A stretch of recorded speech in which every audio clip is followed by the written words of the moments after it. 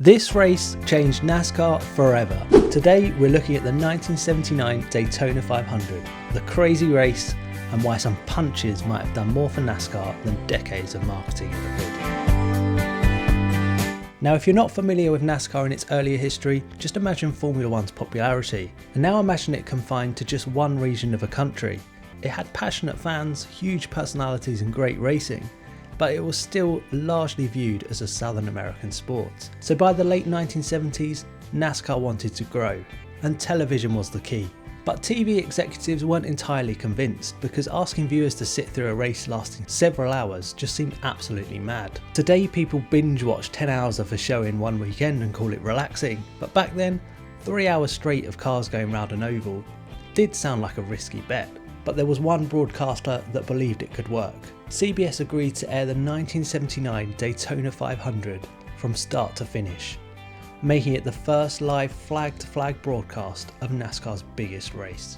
Nobody knew it at the time, but they were about to capture one of the most important moments in motorsport history.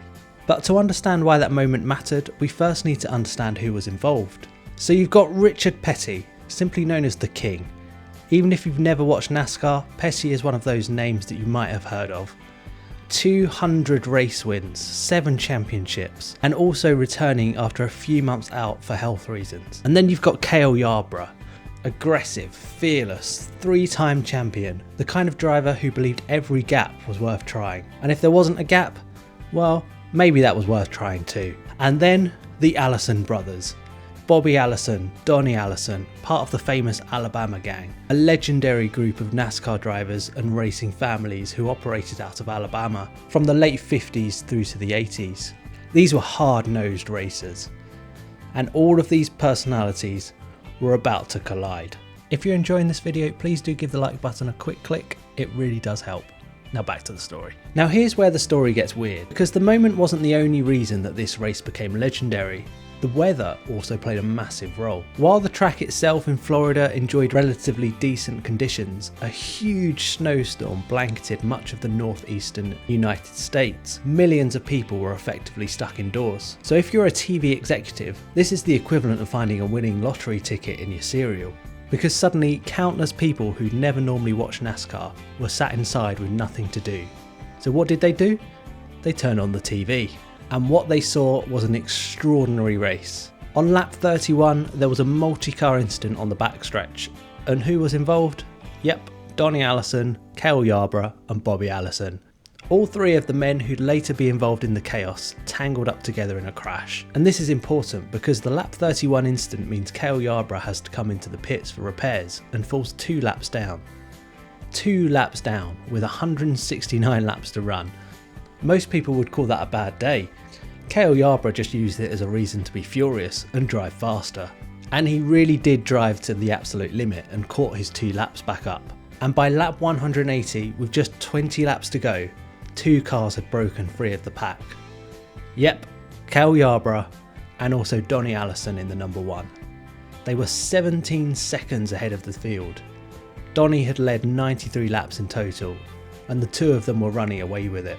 Over the final 20 laps, the 2 of them traded paint, swapped positions, drafted off each other. This is what Daytona looks like at its best. 2 cars incredibly close, working with and against each other. And behind them, Richard Petty, Darrell Waltrip and AJ Foyt, all fighting for 3rd, about half a lap behind essentially. They might as well have been in a different race. And then came the final lap. And this is where NASCAR history changes forever. 2 drivers, 1 trophy, millions watching, and Yarborough made his move. Heading down the backstretch, he attempted to pass Allison for the lead. Their cars touched, not a huge impact, but enough to upset the balance, enough to ruin both their races. The cars tangled and shot to the infield grass, and while they were sliding into oblivion, here's the thing that makes this even better, because 3rd place at that moment was AJ Foyt, one of the greatest drivers in American history.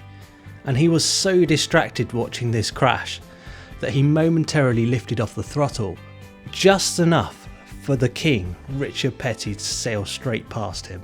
And on he went. Richard Petty beat Waltrip to the line by 1 car length and claimed his 6th Daytona 500 victory. A man who'd been told to rest for 3 months had just won the most famous race in American stock car racing. But nobody cared, because the cameras were already looking at the backstretch again. For the moment that everyone remembers. The crash had barely stopped and tempers were boiling. Yarborough climbed from his car and approached Donnie Allison. Words were exchanged, then punches, and then Bobby Allison arrived, which is roughly the NASCAR equivalent of seeing your older brother join in a pub argument. And suddenly things escalated. The three men started brawling in the grass, with the crucial detail that this wasn't hidden from view. This was on national television, with millions watching. The race itself had already delivered drama, and now it delivered something else. Raw emotion, genuine anger. The audience wasn't watching actors, these were competitors. And TV executives couldn't have designed a better ending. It might not have been moral or professional, but commercially it was absolute gold. The race reportedly attracted an enormous audience of roughly 16 million viewers, which is a ratings record for the Daytona 500 that lasted until 2002. Many of whom who'd never watched NASCAR before, and suddenly everyone was talking about it. At work, in newspapers, even around dinner tables, people were asking their spouse, what was that thing with the fight on TV the other day? And that's how sports grow, not through perfection, but through moments.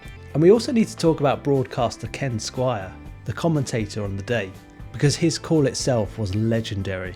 When the fight broke out, he treated it as part of the drama rather than something to ignore. And that's an underrated reason why this became iconic.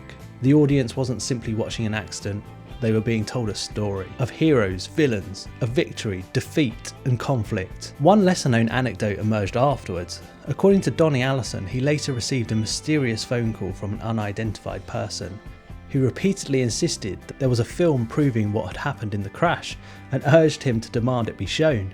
But the caller quickly hung up and never identified himself. Many years later in an interview, Bobby Allison is quoted as saying, "We're fairly friendly with each other now after all these years, and we've had some conversations and laughed about it. But NASCAR didn't. They fined us $6,000 a piece." So when people talk about the greatest moments in NASCAR history, they don't just mention the fight. They mention a perfect storm, a literal storm, a television gamble, a legendary broadcaster and a last lap crash, followed by 3 furious racers who accidentally created one of the most important marketing campaigns a sport has ever received. 50 years later, we're still talking about it. So if you enjoyed this story, let me know which motorsport moment you think had the biggest impact on its sport, because history is full of exciting races, but only a handful change everything, and the Daytona 500 in 1979 was one of them. Thank you so much for watching. Check out the next story on screen now.